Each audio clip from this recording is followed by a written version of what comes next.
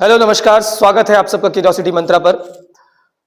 आप सभी के प्री बोर्ड चल रहे हैं और इसी बीच प्री बोर्ड के मोस्ट एक्सपेक्टेड क्वेश्चंस की एक छोटी सी वीडियो हम आपके पास लेकर आए हैं। उम्मीद है इस वीडियो से आपका पेपर बहुत अच्छा जाएगा। ठीक है, तो बिना टाइम वेस्ट करे हम अपना क्वेश्चन स्टार्ट करते हैं। ये रहा आपका पहला क्वेश्चन। अच्छा देखिए, क्वेश्चन हिंदी और इंग्लिश में दोनों है। अगर कभी कहीं हिंदी में है तो कहीं इंग्लिश में, पर टेंशन मत लो, हिंदी में है तो मैं उसे इंग्लिश में कन्वर्ट करके आपको समझा दूंगा और इंग्लिश में है तो हिंदी में। ठीक है, तो क्वेश्चन है एक्स दिशा में गतिशील विद्युत चुंबकीय तरंग में वैद्युत क्षेत्र का समीकरण। ये देखो, ये यहां मैं अलग लिख देता हूं। क्वेश्चन जो है क्या है, अगर आप लोगों ने थोड़ी भी एडिटिंग की है तो आपको पता होगा कि क्वेश्चन थोड़े बहुत ऊपर नीचे हो जाते हैं। तो ये क्वेश्चन है E equal to 2 into 10 to the power 7 cos 1.5 into 10 to the power 3x plus 3.0 into 10 to the power 10 to the power 11t। मैंने इसलिए लिख लिया था ताकि आपको बाद में दिक्कत ना हो, है ना। तो ये हमें इक्वेशन दी हुई है इलेक्ट्रिक फील्ड की वोल्ट पर मीटर में। ठीक है, और फिर उसे जो है उसकी वजह से आपको तरंग दैर्घ्य, तरंग के वेग और दिशा, चुंबकीय क्षेत्र की दिशा और उसका व्यंजक ये निकालना है। इंग्लिश में क्या है? इंग्लिश में है कि एक इलेक्ट्रिक फील्ड की इक्वेशन दी हुई है आपको, EY is equals to 2 into 10 to the power 7 cos 1.5 into 10 to the power 3x plus 3.0 into 10 to the power 11t। और आपको इसी मीडियम में तीन चीजें निकालनी है। सबसे पहला वेवलेंथ ऑफ वेव, दूसरा आपको निकालना है velocity and its direction, velocity and its direction. तीसरा आपको बताना है direction of magnetic field and its expression. ये क्वेश्चन है। ठीक है, ये क्वेश्चन है, तो बहुत जल्दी बहुत आसान तरीके से कर लेंगे इसे, है ना। देखो, सबसे पहले ऐसा क्वेश्चन आ जाए तो हिंदी में लिखोगे इस समीकरण की तुलना, और इंग्लिश में आप लिखेंगे कंपेयरिंग फ्रॉम। देखो, मैं आपको ये पूरे क्वेश्चन बताऊंगा कि किसमें कितना लिखना है, ये सबसे जरूरी है, और ऐसा ही बोर्ड में भी करना है आपको, है ना। ये तो केवल एक सैंपल पेपर की तरह है प्री बोर्ड। EY इसे आप कंपेयर करें, E is equals to E0, जैसा अंदर लिखा है वैसे ही। अगर कॉस लिखा है कॉस लिख दो, हालांकि इसमें फेज डिफरेंस आएगा पर पूछा नहीं है, कोई जरूरत नहीं है, छोड़ दो। कॉस यहां लिखो, जहां x है वहां kx लिखें, और जहां t है वहां ओमेगा t। प्लस लगा है प्लस लगा दी। इससे कंपेयर करते हैं, आप कंपेयर करेंगे तो आपको मिलेगा E0 is equals to 2 into 10 to the power 7। Electric field है वोल्ट पर मीटर, इसे कहते हैं एम्पलीट्यूड ऑफ इलेक्ट्रिक फील्ड। दूसरा आपको K मिला जो कि 1.5 इंटू 10 टू दी पावर 3 है। ठीक है, अच्छा, इसकी यूनिट होती है पर मीटर। और उसके बाद है ओमेगा, जो ओमेगा की प्लेस पर आया 3 into 10 to the power 11t, सिर्फ 11। ठीक है, और इसकी यूनिट रेडियन पर सेकेंड होती है। अच्छा, ये क्या है? ये है एम्पलीट्यूड, यानी आयाम एम्पलीट्यूड ऑफ इलेक्ट्रिक फील्ड, वैद्युत क्षेत्र का आयाम। के प्रोपेगेशन कांस्टेंट, अध्यारोपण नियतांक, प्रोपेगेशन कांस्टेंट, थोड़ा सा स्पीड में कर ले बेटा, है ना। और ये है, आपको पता है, एंगुलर फ्रीक्वेंसी, कोणीय त्वरण, वो आवृत्ति, कोणीय आवृत्ति, एंगुलर फ्रीक्वेंसी। ठीक है, ये हो गया। चलो भाई, कंपेयर करने के बाद अब आ जाओ क्वेश्चन पे। पहला क्वेश्चन क्या कहा? पहला क्वेश्चन उसने पूछा है वेवलेंथ, तरंग की तरंग दैर्घ्य, ये पूछा है सबसे पहले। तो हम तरंग दैर्घ्य निकाल लें। तरंग दैर्घ्य कैसे निकलेगी? आपके पास K है जो कि 1.5 इंटू 10 टू दी पावर 3 है। K प्रोपेगेशन कांस्टेंट होता है, इसका फॉर्मूला होता है 2 पाई बाय लैम्डा, जो कि हो जाएगा 1.5 इंटू 10 टू दी पावर 3। ठीक है, तो क्या होगा? अरे क्या होगा, लेमडा ही तो निकालना है, तो लेमडा क्या हो जाएगा 2 पाई, है ना, 2 पाई, पाई 3.14 रखना चाहते हो 3.14 रख दो, और ये नीचे आ गया 1.5 इंटू 10⁻3। बस इसको सॉल्व कर ले, लेमडा निकल कर आ जाएगा, है ना। देखो सॉल्व करने के लिए इसलिए बोल रहा हूँ ताकि आपका हाथ चलेगा तो आपको पता रहेगा कि हमें करना क्या है। ये फर्स्ट हो गया, पहला आंसर आ जाएगा यहाँ से, वेवलेंथ आ जाएगी और वो भी मीटर में, काय में आएगी, मीटर में, ठीक है। उसके बाद दूसरा इसमें क्या पूछा है, वेलोसिटी। अरे भाई इलेक्ट्रोमैग्नेटिक वेव की speed in vacuum 3 into 10⁸ metre per second होती है। ये तो सीधा सीधा क्वेश्चन है, सीधा सीधा क्वेश्चन है, ठीक है। और ये बेटा 5 मार्क्स में आने वाला क्वेश्चन है, ध्यान रखना। उस तो आगे देखो, ये जो है c 3 into 10⁸ metre per second है, और हमें इसमें डायरेक्शन चाहिए। तो भाई डायरेक्शन देखो, स्पीड वेलोसिटी की डायरेक्शन हमेशा ध्यान दो, इक्वेशन के अंदर क्या लिखा है। अगर इक्वेशन के अंदर x है तो डायरेक्शन ऑफ वेलोसिटी या डायरेक्शन ऑफ प्रोपगेशन एक ही बात होती है। डायरेक्शन ऑफ वेलोसिटी या फिर डायरेक्शन ऑफ प्रोपगेशन एक ही बात है ना। वेग की दिशा क्या हो जाएगी, वही जो अंदर लिखा है, x डायरेक्शन। क्या हो जाएगी, x डायरेक्शन, x दिशा, ठीक है, x डायरेक्शन। ये हो गया। उसके बाद तीसरा क्वेश्चन इसी में क्या पूछा है, तीसरा क्वेश्चन इसमें पूछा है डायरेक्शन ऑफ मैग्नेटिक फील्ड। तो भाई देखो बहुत आसान बात है, अगर x में चली वेव, y में है इलेक्ट्रिक फील्ड, तो मैग्नेटिक फील्ड कहां होगी। वेव चली x में, y में दी है इलेक्ट्रिक फील्ड, तो मैग्नेटिक फील्ड कहां चली, z डायरेक्शन में। कहां चली, z डायरेक्शन में, सिंपल, समझ रहे हो। मैग्नेटिक फील्ड की डायरेक्शन क्या होगी, डायरेक्शन ऑफ मैग्नेटिक फील्ड हो गई आपकी z।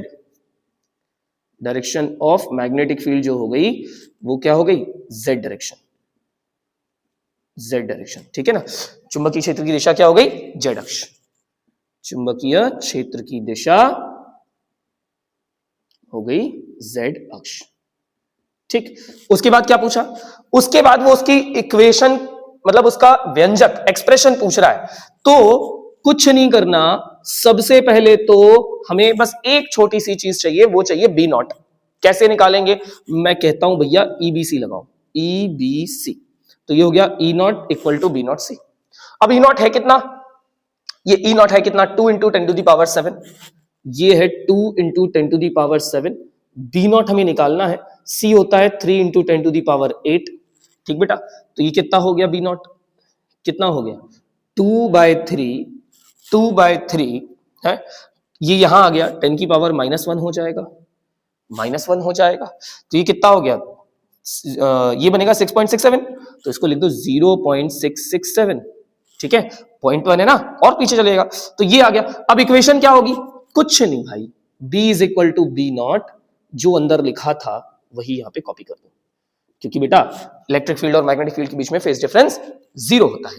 तो ये हो गया बी नॉट, जो कि कितना हुआ 0.667 कॉस के की जगह पे, मतलब ये पूरा अंदर जो लिखा है वो कॉपी करो, 1.5 into 10⁻3x plus 3.0 into 10⁻11t। That's it, यही आपका आंसर है। यूनिट जरूर लिख देना, टेस्ला, ठीक है। यही आपका आंसर है। हो गया पहला क्वेश्चन, हो गया पहला क्वेश्चन। दूसरा क्वेश्चन देखें, चलो दूसरा क्वेश्चन देखते हैं, हम रफ कर दें इसे जल्दी से।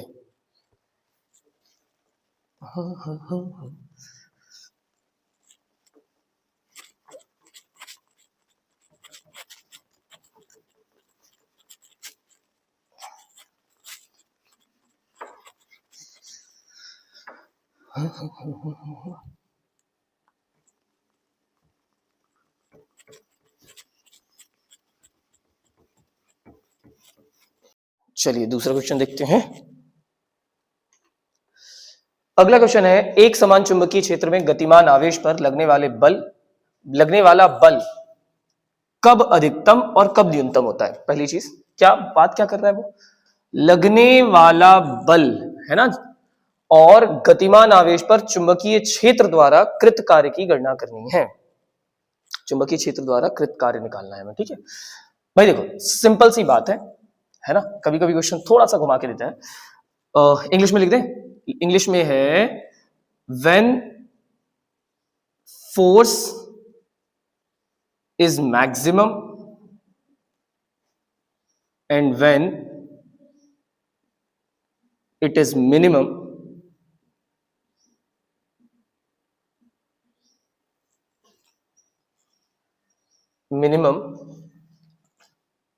by moving charge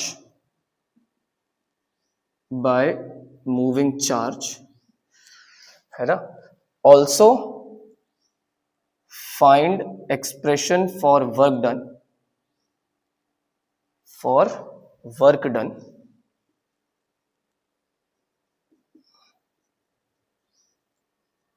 in magnetic field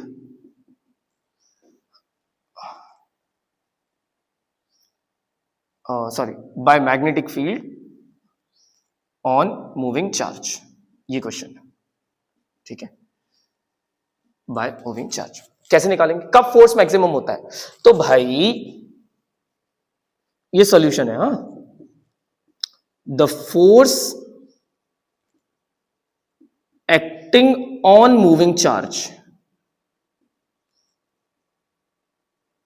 acting on moving charge है ना. गतिमान आवेश पर लगने वाला बल,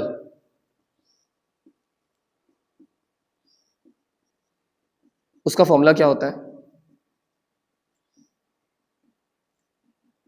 उसका फॉर्मूला क्या है? F is equals to Q V B sine theta. ये होता है फॉर्मूला, है ना. F is equals to Q V B sine theta. तो पहला, इफ साइन थीटा इज 1 और थीटा इज 90 डिग्री.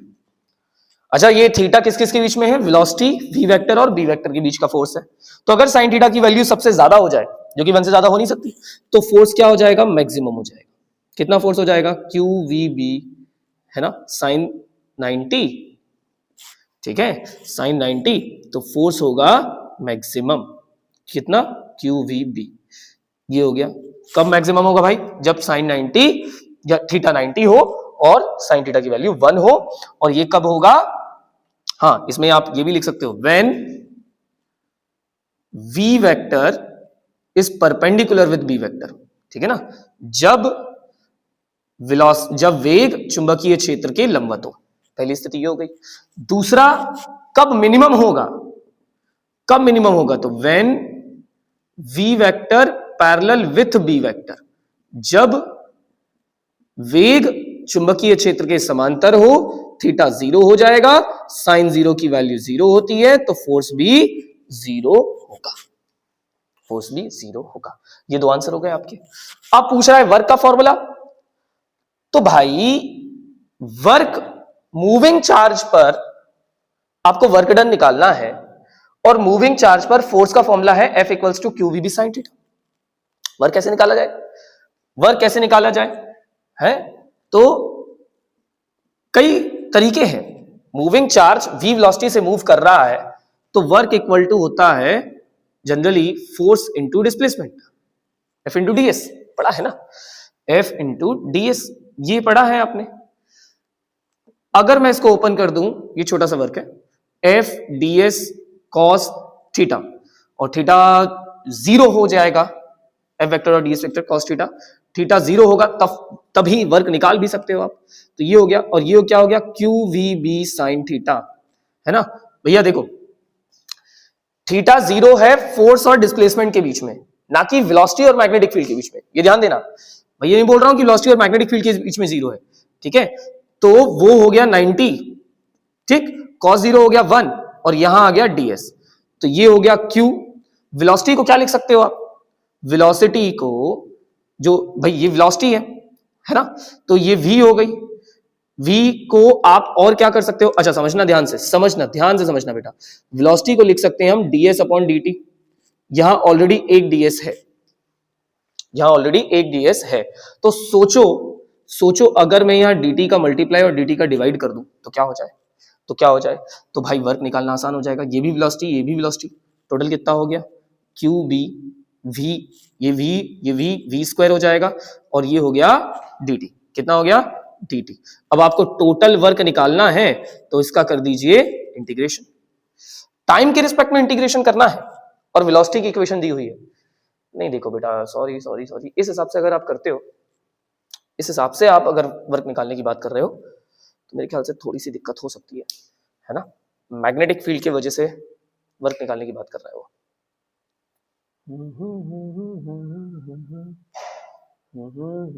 कुछ गड़बड़ कर दी क्या?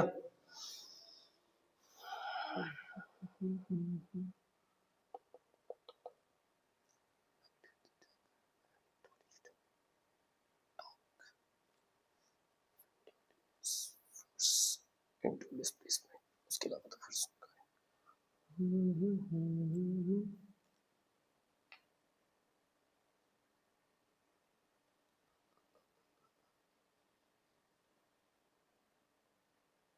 देखो भाई,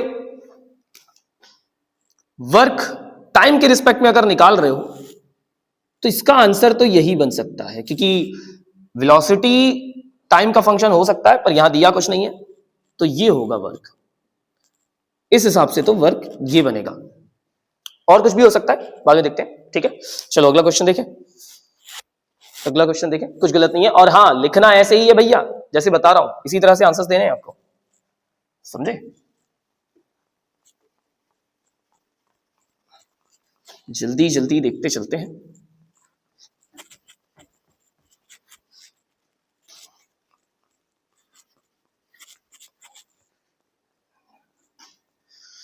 इसको देखने के बाद उम्मीद है आपका प्री बोर्ड बहुत अच्छा जाएगा, जाना ही चाहिए, जाहिर सी बात है? अगला क्वेश्चन क्या है? निम्नलिखित में प्रत्येक का एक एक उदाहरण देकर इसे समझाना है ना। क्या क्या है? समस्थानिक नाभिक, समभारिक नाभिक, द्रव्यमान क्षति, नाभिक का आकार, एक और है जो इसमें नहीं लिखा है, वो है सम न्यूट्रॉनिक नाभिक, है ना। हाँ भैया, इंग्लिश वालों, आपको क्या क्या बताना है? आपको बताना है आइसोटोप्स, आइसोबार्स, आइसोन्यूट्रॉनिक, उसके बाद मास डिफेक्ट और साइज ऑफ न्यूक्लियस, ये बताना है। ठीक है, तो सबसे पहले हम बात कर लें आइसोटोप्स की। क्या होते हैं आइसोटोप्स? हाँ जी, आइसोटोप्स या समस्थानिक। देखो भाई, जितना समय है उस हिसाब से, क्योंकि थ्योरी में ज्यादा वो लिखेंगे तो टाइम ही जाएगा, समझ लो बस। अच्छा, मैं एक बेसिक बात समझा देता हूं, उसके बाद आपके लिए सारी बातें क्लियर हो जाएंगी। जब हम, ऑलरेडी ये केमिस्ट्री में भी है, फिजिक्स में हम इसको जो है किस तरीके से देखते हैं? फिजिक्स में हम इसको देखते हैं नंबर ऑफ प्रोटॉन और न्यूट्रॉन के बेस पर। हम ये मानते हैं कि एक न्यूक्लियस है, न्यूक्लियस के अंदर प्रोटॉन और न्यूट्रॉन है, ठीक है। तो Z नंबर ऑफ प्रोटॉन होता है, यानी प्रोटॉनों की संख्या, और A जो है वो नंबर ऑफ न्यूक्लियॉन होता है। प्रोटॉन और न्यूट्रॉन दोनों को मिलाकर न्यूक्लियॉन कहते हैं, ठीक है ना। तो A माइनस Z जो है वो होता है नंबर ऑफ न्यूट्रॉन्स। तो समस्थानिक यानी आइसोटोप क्या हो गए? आइसोटोप्स क्या हो गए? द न्यूक्लियाई, एक लिख दे रहे, बाकी आप समझ लेना। The nuclei in which number of proton, आप हिंदी में क्या बोलते हो?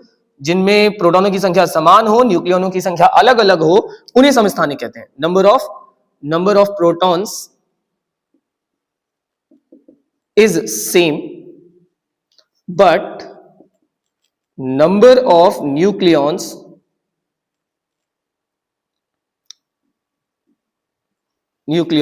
are different, called isotopes। ठीक है, तो हिंदी में क्या लिखोगे? वे नाभिक जिनमें प्रोटॉनों की संख्या समान हो, प्रोटॉनों की संख्या समान हो समान हो, न्यूक्लियनों की संख्या अलग अलग हो, न्यूक्लियनों की संख्या अलग अलग हो, जो है समस्थानिक कहलाते हैं।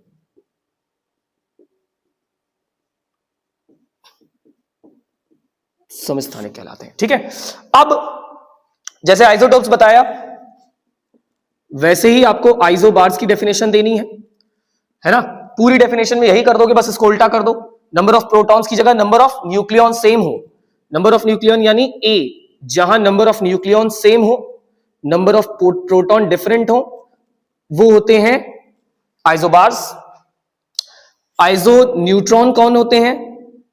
जैसा उसका नाम है, जहां नंबर ऑफ न्यूट्रॉन सेम हो, जहां नंबर ऑफ न्यूट्रॉन सेम हो, नंबर ऑफ प्रोटॉन अलग अलग हो, प्रोटॉनों की संख्या अलग अलग हो, न्यूक्लियनों की संख्या अलग अलग हो, पर न्यूट्रॉनों की संख्या समान हो, उन्हें हम आइसो न्यूट्रॉन कहते हैं।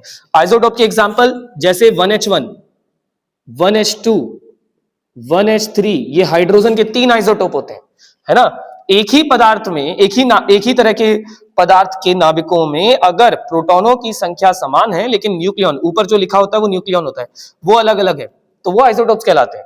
तो ये हाइड्रोजन हो गया। क्लोरीन में देख सकते हो, एक ये हो सकता है, एक ये हो सकता है, तो ये इसके एग्जांपल हो गए। ठीक है, अगर आइसोबार्स की बात कर लें तो एक ही वैल्यू सेम होनी चाहिए। अब एक ही वैल्यू सेम जैसे लिथियम और बेरिलियम ले लें। लिथियम 3Li7, बेरिलियम 4Be7, ठीक है, तो ये ले लें आप, ठीक है ना, लिथियम बेरिलियम ले लें, है ना, और हाइड्रोजन भी ले सकते हो, 1H3 और 2He3, ये हाइड्रोजन हीलियम भी ले सकते हो। तो ये आइसोबार्स हो गए। आइसो न्यूट्रॉन्स क्या होंगे? जिनमें न्यूट्रॉनों की संख्या समान। अब न्यूट्रॉनों की संख्या समान होने का मतलब क्या हो गया? तत्व भी अलग अलग हो पर डिफरेंस सेम होना चाहिए। जैसे मान लो मैंने कहा 1H3 ये रहा और 2He4 ये रहा, तो भाई देखो इसमें क्या हो गया, इसमें क्या हो गया, नंबर ऑफ न्यूट्रॉन यानी a माइनस जेड आप करेंगे तो 3 माइनस 1 2 ये हो गए, और a माइनस जेड आप इसमें करेंगे तो ये भी 2 हो गए। ठीक है, तो इस तरह से इन तीनों को डिफाइन कर सकते हो। अब उसके बाद क्या बचा तुम्हारे पास? उसके बाद क्वेश्चन में पूछ लिया मास डिफेक्ट, द्रव्यमान क्षति। तो द्रव्यमान क्षति क्या होती है? द्रव्यमान क्षति क्या होती है? अच्छा देखो समय उतना है नहीं, इसलिए सीधे आंसर की बात करते हैं। द्रव्यमान क्षति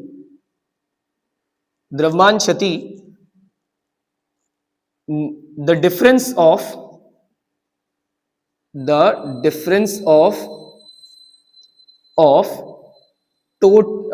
mass of nucleons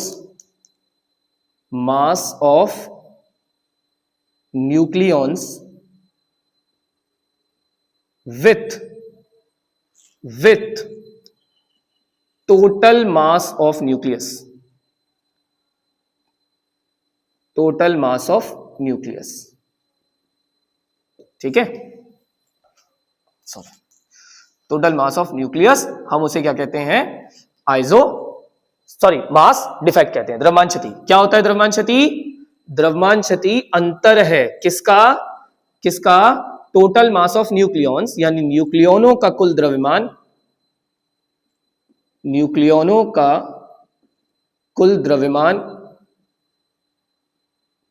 और नाभिक का द्रव्यमान, बस उसी डिफरेंस को, उसी अंतर को हम जो है मास डिफेक्ट कहते हैं। तो भाई न्यूक्लियन के रूप में होते कौन कौन है? प्रोटॉन और न्यूट्रॉन। मान लो एक प्रोटॉन का मास mp है और एक न्यूट्रॉन का मास mn। प्रोटॉनों की संख्या, नंबर ऑफ प्रोटॉन्स कितने होते हैं? z, टोटल मास कितना हो गया? zmp, और नंबर ऑफ न्यूट्रॉन कितने होते हैं? a माइनस जेड, तो टोटल मास कितना हो जाएगा? a minus Z into mn। तो टोटल मास ऑफ न्यूक्लियन कितना हुआ? zmp plus a minus Z into mn। ठीक है, ये टोटल मास ऑफ न्यूक्लियन हो गया, और इसमें से न्यूक्लियस के मास को माइनस कर दे तो बस हम उसको कहते हैं मास डिफेक्ट। इतना ही लिखना है जितना बता रहा हूं। हिंदी वालों थोड़ा सा आपको इसमें थ्योरी बना के लिख देना कि किसी भी नाभिक में न्यूक्लियनों के कुल द्रव्यमान और नाभिक के द्रव्यमान के अंतर को द्रव्यमान क्षति कहते हैं। ठीक है, ये हो गया मास डिफेक्ट। आखिरी चीज नाभिक का आकार, नाभिक का आकार, ठीक है, शेप ऑफ न्यूक्लियस।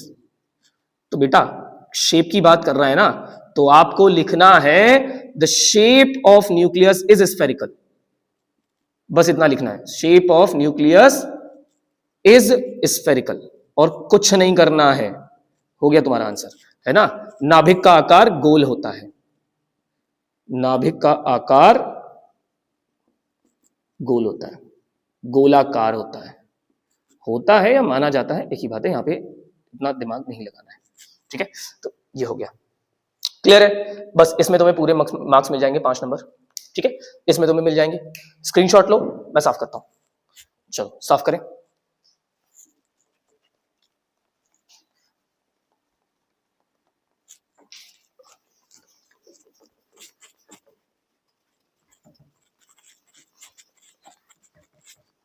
एक एक क्वेश्चन कायदे से बता रहा हूं, ठीक है, तो ध्यान से देख लेना।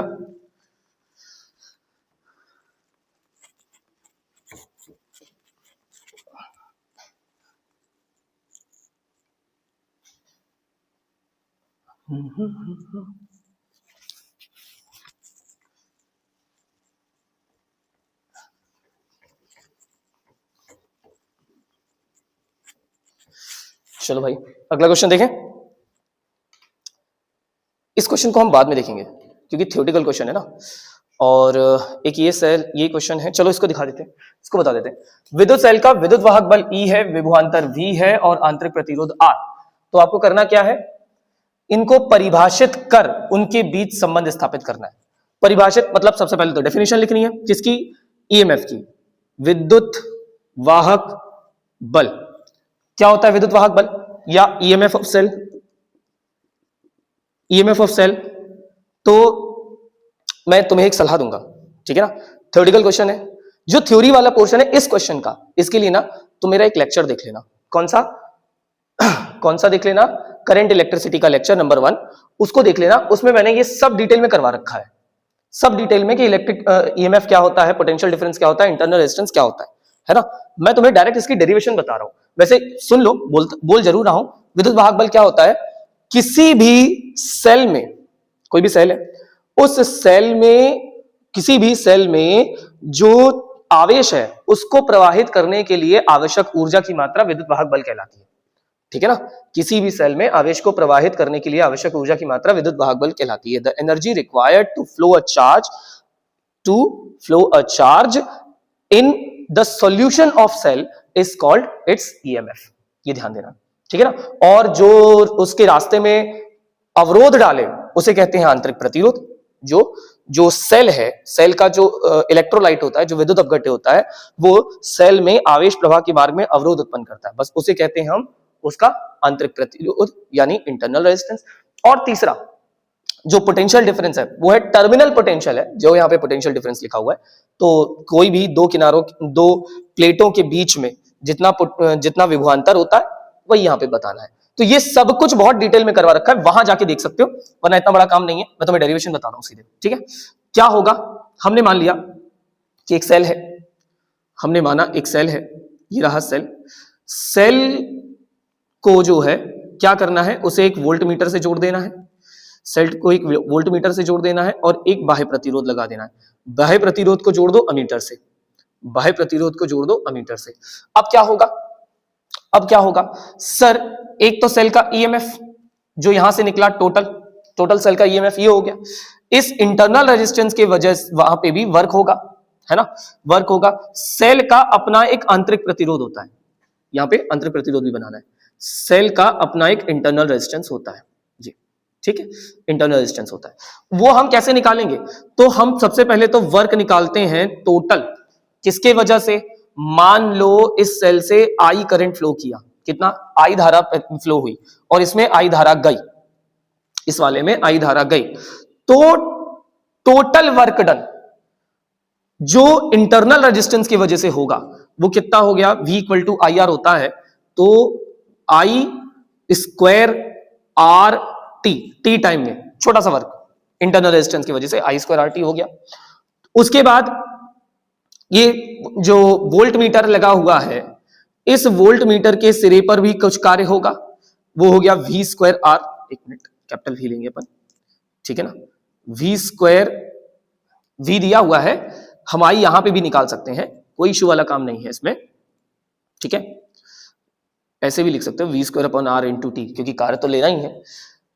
पर और देखो w इज इक्वल्स टू सारे जितने भी वर्क हैं वो हमें प्लस करने होते हैं, ठीक है ना। तो वर्क पहले कैसे प्लस करोगे, ये हो गया ई आई टी, ये हो गया V I T, V square upon R ना लेकर वी आई टी लिख सकते हो उसको, ठीक है, ये हो गया वी आई टी, और यहां हो गया तुम्हारा आई स्क्वायर आर इंटू टी, ठीक है, सॉरी इंटरनल रेजिस्टेंस है, आंतरिक प्रतिरोध है, तो आंतरिक प्रतिरोध के हिसाब से आंसर दो, ठीक है ना, ये हो गया। अब क्या होगा, ये जो आई टी है वो पूरे में कॉमन निकाला जा सकता है, तो ई इक्वल टू क्या हो गया, v प्लस आई आर, ये हो गया ना टोटल वर्क। अरे भाई टोटल वर्क, ये देखो आंतरिक प्रतिरोध की वजह से कार्य ये रहा है ना, जो विभवांतर है उसकी वजह से किया गया कार्य ये रहा, और टोटल वर्क जो होगा वो होगा सेल के विद्युत वाहक बल की वजह से, वो ये रहा। अब जो टोटल वर्क है वो इन दोनों के सम के इक्वल हो जाएगा, इन दोनों के सम के इक्वल हो जाएगा। तो हमने जो है ये किया, और इससे हमारा क्या आ गया, ये तो ऐसे लिख दो या लिख दो v equal to E minus I R, बस इतना सा तो डेरिवेशन करना ही, उससे तो कुछ नहीं करना, उससे ज्यादा कुछ नहीं करना है, ठीक है। तो ये आप कर लोगे, आगे बढ़े।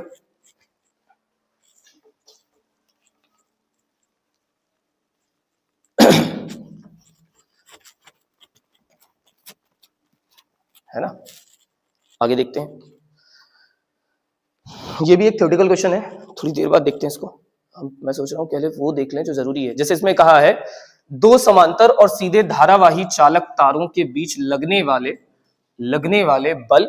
वाला बल कब और किस दिशा में निम्नलिखित होता है। निम्नलिखित का मतलब आकर्षण बल कब होता है और प्रतिकर्षण बल कब होता है ना। पहले तो क्वेश्चन ये है कि two parallel wires, two straight and parallel wires,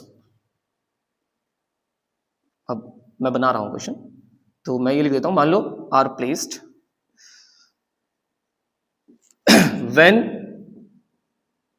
when the force between them is attractive, number first, और second repulsive कब होगा। देखो ध्यान समझना, ये दो वायर हैं, और जैसा बता रहा हूं वैसे ही करना है, बहुत ज्यादा नहीं लिखना है इस आंसर में।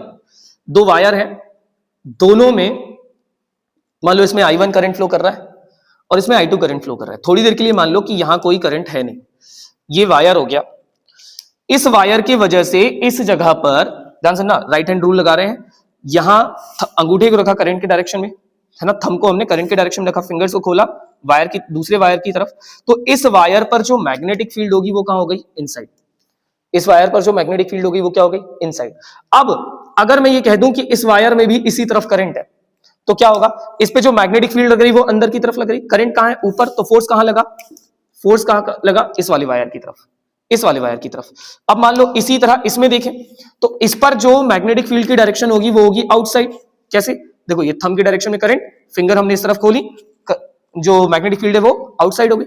अगर मैग्नेटिक फील्ड आउटसाइड हो गई, ये ऐसे है, तो सोचो थंब ऐसे गया, फिंगर ऐसे गई, फोर्स कहां लगा, अंदर की तरफ, फोर्स कहां लगा, अंदर की तरफ। तो पहली कंडीशन तो ये हो गई कि if current flows in same direction, अगर धारा समान दिशा में प्रवाहित हो, देन फोर्सेस, अब दोनों एक दूसरे की तरफ लग रहे हैं ना, तो कैसा हो गया, attractive, then force is attractive. ठीक है, ये आंसर हो गया आपका पहला, ये आंसर हो गया। इसी में सेकंड कंडीशन क्या हो गई, अब हिंदी में तो लिख लोगे ना, जब धारा समान दिशा में प्रवाहित हो तो आकर्षण का बल कार्य करता है। अगर मान लो, फिर वही है, इसमें करंट ऐसे फ्लो कर रहा, इसमें ऐसे तो मैग्नेटिक फील्ड अंदर। लेकिन इस बार मैं कह रहा हूं कि इसका करंट उल्टा है, तो अगर अब सिंपल सी बात है भाई, करंट नीचे हो गया तो फोर्स लगेगा बाहर की तरफ। कहां लगेगा? बाहर की तरफ, ये फोर्स लगेगा, ठीक है,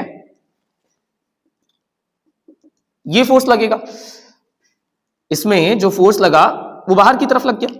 उसके बाद अगर इसकी बात करें तो इसके वजह से जो इसमें फोर्स है वो भी इनसाइड है, इसमें भी फोर्स कहां लगा? बाहर की तरफ, ये फोर्स लग गया। इवन टू मत लिखना वरना बाद में तुम कंफ्यूज हो जाओ, लिख सकते हो तो लिखना है, कोई दिक्कत नहीं है। ये हो गया। अब फोर्स कैसा लग रहा? अट्रैक्टिव। तो if current flows in opposite direction, अगर धारा विपरीत दिशा में प्रवाहित हो तो बल, देन फोर्स इज रिपल्सिव, तो बल प्रतिकर्षण का होगा। ठीक बेटा, बस इतना ही लिखना है और इतना ही बनाना है, इतना ही लिखना है, इससे ज्यादा कुछ नहीं करना। ठीक है, चलो आगे देखें।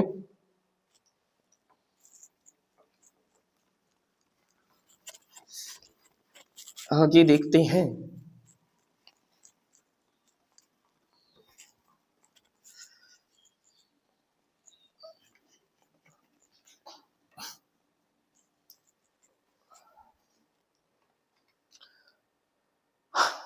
अगला क्वेश्चन है, प्रकाश विद्युत प्रवाह के लिए वर्क फंक्शन यानी कार्यफलन, दहली आवृत्ति और निरोधी विभव की परिभाषा तथा सूत्र लिखना है। खाली डेफिनेशन और खाली हमें जहां पे डेफिनेशन और जो है फॉर्मूला लिखना है। तो भाई थ्योरेटिकल क्वेश्चन है। कार्यफलन इंग्लिश में कहते हैं वर्क फंक्शन। जल्दी जल्दी समझा देते हैं क्या होता है। तो कार्यफलन क्या होता है? अच्छा पहले तो ये किस चैप्टर का क्वेश्चन है? प्रकाश वैद्युत प्रभाव, फोटो इलेक्ट्रिक इफेक्ट। तो किसी भी धातु के पृष्ठ से, मैं समझा रहा हूं, आप अपने आप लिख लेंगे, मैं जो बोल रहा हूं वही लिखना है। किसी धातु के पृष्ठ से इलेक्ट्रॉन को उत्सर्जित करने के लिए आवश्यक ऊर्जा की मात्रा कार्यफलन कहलाती है। ठीक है ना? किसी धातु के पृष्ठ से इलेक्ट्रॉन को उत्सर्जित करने के लिए आवश्यक ऊर्जा की मात्रा कार्यफलन कहलाती है। The energy required to eject an electron from the metal surface, the energy required to eject an electron, eject बाहर निकालने को कहते हैं eject an electron from the metal surface is called work function। ये हो गया। अब कोई भी फ्रीक्वेंसी की लाइट इस पे गिरेगी, उससे इलेक्ट्रॉन बाहर निकल आएगा क्या? नहीं निकलेगा। तो the minimum frequency required frequency बेटा, एनर्जी नहीं, frequency. The minimum frequency of light required to eject an electron from metal surface is called threshold frequency. English में इसको बोलते हैं थ्रेशोल्ड फ्रीक्वेंसी। ठीक है, वह निश्चित आवृत्ति का प्रकाश या किसी प्रकाश की वह निश्चित आवृत्ति जिससे किसी धातु के पृष्ठ से इलेक्ट्रॉन को बाहर निकाला जाता है, वह न्यूनतम आवृत्ति जिससे धातु के पृष्ठ से किसी इलेक्ट्रॉन को बाहर निकाला जाता है, दहली आवृत्ति कहलाती है। और वह न्यूनतम विभव, निरोधी विभव की बात हो रही है, तो निरोधी विभव की कहानी कुछ अलग है। निरोधी विभव में हालांकि कहानी वही की वही है, लेकिन यहां निरोधी विभव क्या होता है कि इलेक्ट्रॉन को या उत्सर्जित इलेक्ट्रॉन को अधिकतम गतिज ऊर्जा देने के लिए आवश्यक विभव निरोधी विभव कहलाता है ना। स्टॉपिंग पोटेंशियल जो क्या प्रोवाइड करता है भाई? जो प्रोवाइड करता है मैक्सिमम काइनेटिक एनर्जी, ठीक है, उसे कहते हैं स्टॉपिंग पोटेंशियल। ठीक, थियोरेटिकल कॉन्सेप्ट है, बहुत ज्यादा टेंशन नहीं लेनी। ठीक है, तो वर्क फंक्शन का फॉर्मूला होता है W0, कुछ बुक्स में W0 दिया है, कुछ में φ0 दिया हुआ है। ठीक है, वो होता है h0। दूसरा तुमसे क्या पूछा? Threshold frequency. तो यार थ्रेशोल्ड फ्रीक्वेंसी का फॉर्मूला क्या होगा? थ्रेशोल्ड फ्रीक्वेंसी ये होती है, तो वो हो जाती है C/λ0, ज्यादा है तो। उसके बाद थ्रेशोल्ड फ्रीक्वेंसी के बाद क्या होता है? तीसरा है तुम्हारा स्टॉपिंग पोटेंशियल, तो वो होता है EV0। उसके लिए लगती है आइंस्टीन इक्वेशन जो होती है EV0 equals to h nu minus h nu naught. तो डेफिनेशन लिखने के बाद बस खाली ये 3 फॉर्मूले लिखने हैं, उससे ज्यादा कुछ नहीं करना। ठीक है, टेंशन नहीं लो। अगला सवाल देखो, ऑप्टिकल फाइबर क्या है? ठीक है, प्रकाशिक किरण कांच और जल के माध्यमों के बीच संचरित होती है। एक सेकंड रफ कर दें, एक मिनट बेटा।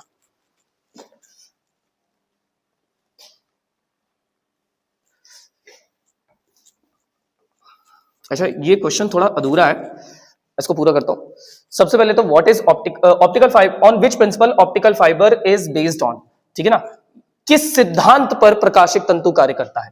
तो प्रकाशिक तंतु जिस सिद्धांत पर कार्य करता है उसको कहते हैं टोटल इंटरनल रिफ्लेक्शन। और बेटा इतना ही लिखना है, प्रकाशिक तंतु टोटल इंटरनल रिफ्लेक्शन पर काम करता है, ठीक है ना, किस पर, पूर्ण आंतरिक परावर्तन पर कार्य करता है, ठीक है, पूर्ण आंतरिक परावर्तन पर कार्य करता है। उसके बाद एक सवाल है और क्वेश्चन ये है कि दो मीडियम है, प्रकाश किरण कांच और जल माध्यम के बीच संचरित होती है ना, light rays are propagate between glass and water, ऐसा क्वेश्चन है। और उसमें ये कहा गया है कि कौन सा मीडियम रेयर है, कौन सा डेंसर है, और डेंसर, ये दो क्वेश्चन बेटा इसमें लिखा नहीं है। पहला क्वेश्चन ये है, इसमें भी एक क्वेश्चन ऐड था कि which is rare and denser, कौन सा माध्यम सघन है, सॉरी रेयर को हिंदी में कहते हैं विरल, कौन सा माध्यम विरल है और कौन सा माध्यम सघन है, पहले तो ये बताना है। दूसरा इसमें ये बताना है हमें कि सघन माध्यम में जो है क्रांतिक कोण ज्ञात करना है, सघन माध्यम में क्रांतिक कोण निकालना है, ठीक है, critical angle in denser medium, ठीक है।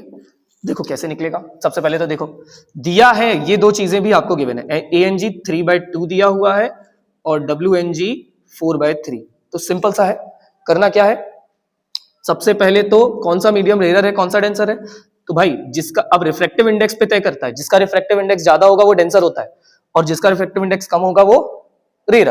तो 4/3 यानी refractive index ANW is smaller than ANG, ये लिखा है और ऐसे ही लिखना है आंसर, ऐसे ही लिखना है, दस वाटर इज रेयर, जल विरल है, एंड ग्लास इज डेंसर, कांच सघन है, ठीक है, डेंसर, कंफ्यूज मत होना, पॉइंट में चेंज करो, समझे।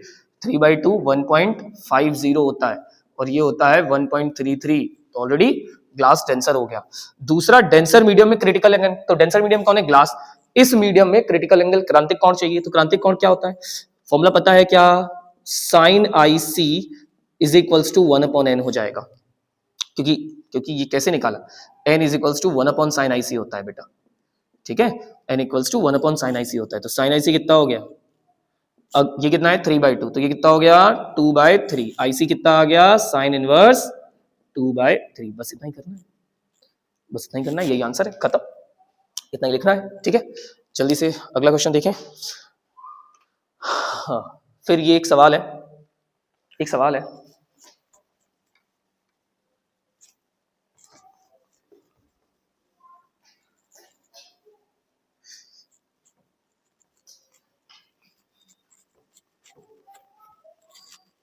क्वेश्चन क्या है, क्वेश्चन में ये आप एक डायग्राम देख रहे होंगे, इसमें ये रजिस्टर लगा हुआ है, ये लगा है डायोड,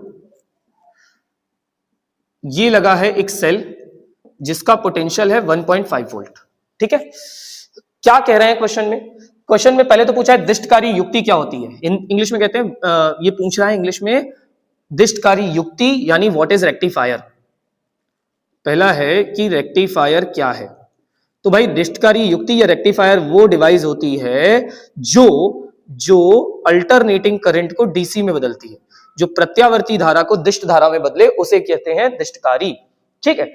ये तो पहला आंसर, बस इतना ही हो जाएगा तुम्हारा। दूसरा आंसर क्या पूछा उसने कहा कि अगर डायोड के अनुदिश, डायोड की दिशा में 0.5 वोल्ट 0.5 वोल्ट है, यानी ये जो डायोड है ना ये खुद 0.5 वोल्ट ले रहा है, ये डायोड खुद 0.5 वोल्ट ले रहा है और कह रहे हैं कि करंट कितना फ्लो कर रहा है बेटा, करंट फ्लो हो रहा है 5 मिली एम्पियर का, तो यहां से करंट जा रहा है 5 मिली एम्पियर। अच्छा पहले तो देखो डायोड फॉरवर्ड है या रिवर्स, ये पॉजिटिव है, ये पॉजिटिव है, ये निगेटिव है, ये निगेटिव है, फॉरवर्ड बायस है। प्लस अगर प्लस से कनेक्ट है, माइनस माइनस से है तो फॉरवर्ड है और फॉरवर्ड में ही करंट सप्लाई होता है। सबसे पहले तो ये ध्यान रखना है, ठीक है, सबसे पहले ये ध्यान रखना है। करंट तुम्हें मालूम है, कुछ नहीं करना है यार, कोई टेंशन वाला काम नहीं है। I is equal to E upon R plus R होता है। तुमसे आर की वैल्यू पूछी, उसने पूछी क्या है, उसने पूछी क्या है, पहला पूछा है प्रतिरोध के सिरों पर विभवांतर। तो भाई प्रतिरोध ये लगा है, और प्रतिरोध के सिरों पर विभवांतर पहले तो नहीं निकाल सकते। निकाल सकते हो, निकाल सकते हो, निकाल सकते हो। कैसे निकाल सकते हो सर? सर टोटल पोटेंशियल है, मैं बात कर रहा हूं पोटेंशियल डिफरेंस अक्रॉस रजिस्टर, ठीक है, प्रतिरोध के सिरों पर विभवांतर। तो सर टोटल 1.5 है, 0.5 डायोड ने ले लिया, बचा कितना 1 वोल्ट। तो ये प्रतिरोध के सिरों पर विभवांतर हो गया, ठीक है। धारा कितनी जा रही है उसमें, तो दूसरा सिंपल आ गया ना, I is equal to V upon R, I equals to V upon R. V की वैल्यू 1 वोल्ट है जो हमने निकाल ली, और करंट कितना है 5 मिली एम्पियर, मतलब 10 की पावर -3, -3 ऊपर गया तो ये 3 जीरो हो गए, ये 5, ये कितना आ गया 200, 2 एक सेकंड क्या निकाल दिया यार, क्या निकाल दिया, आर पूछा था, R equal to V upon I, sorry sorry sorry sorry. तो आर 200 ओम आपका आंसर हो गया, 200 ओम आपका आंसर हो गया। अगला क्वेश्चन देखने जल्दी से। हाँ इसमें जो है ये बढ़िया क्वेश्चन है, लेकिन मैं सोच रहा हूं थोड़ा सा काफी क्वेश्चन बचे हैं, काफी क्वेश्चन बचे हैं। चलो पहले एक काम करता हूं, मैं इस क्वेश्चन को करा देता हूं आपको, है ना, इस क्वेश्चन को करा देता हूं, ठीक है, क्योंकि थ्योरेटिकल क्वेश्चन है तो जल्दी करेंगे।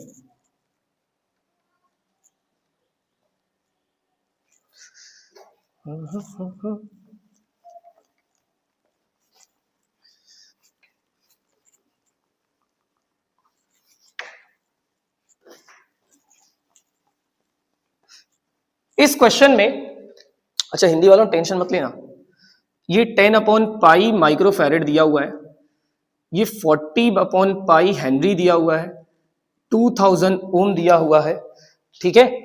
यहां लगा है कैपेसिटर, ये लगा है इंडक्टर, और ये लगा है रजिस्टर। ये है अल्टरनेटिंग सोर्स, इस अल्टरनेटिंग सोर्स के पास भी एक 2000 ओम का रजिस्टर लगा हुआ है।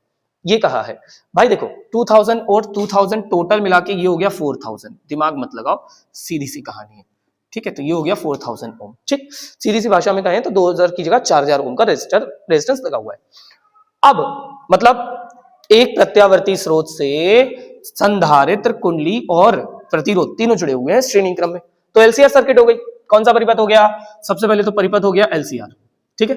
अब क्वेश्चन क्या है, क्वेश्चन ये है कि पहले निकालना है आरएमएस वैल्यू ऑफ, जबकि इक्वेशन ये दी हुई है, अच्छा यहाँ पे 100 पाई टी है, गलत लिखा है, तो जो पोटेंशियल है वो है कितना 2828 साइन 100 पाई टी, ठीक है, ये इक्वेशन है। उसके बाद सबसे पहले तो RMS value of source voltage, अरे भाई सोर्स वोल्टेज ये है तो इसको कंपेयर कर दो, V equal to V naught sine omega T से, तो वी नॉट की वैल्यू कितनी हो गई 2828, कितनी हो गई 2828 वोल्ट, ये वी नॉट हो गया तुम्हारा। उसके बाद दूसरा क्या पूछा उसने, इंडक्टिव रिएक्टेंस, अच्छा हिंदी में भैया, हिंदी में विभव का आरएमएस मान, ये पूछा तुमसे, ठीक है। दूसरा तुमसे पूछा है इंडक्टिव यानी प्रेरकीय प्रतिघात, प्रेरकीय प्रतिघात, ठीक है, और ये धारतीय प्रतिघात, धारतीय प्रतिघात, ठीक है। धारतीय प्रतिघात को कैसे XC से रिप्रेजेंट करते हैं, प्रेरकीय प्रतिघात को XL से प्रदर्शित करते हैं, और उसके बाद इंपेडेंस यानी Z, ये तीन चीजें पूछी तुमसे, और ठीक है। तो पहला तो ये हो गया। दूसरा प्रेरकीय प्रतिघात यानी XL, जो क्या होता है ओमेगा L। अब ओमेगा की वैल्यू देखो कंपेयर किया ना अपन ने, तो ओमेगा कितना आ गया 100 पाई, ओमेगा कितना हो गया 100 पाई, तो ओमेगा हो गया 100 पाई, और ये तुम्हें कितना दिया हुआ है L, देखो यहाँ पे कितना दिया 40/पाई, पाई से पाई कैंसिल, तो 4000 ओम तो तुम्हारा XL आ गया।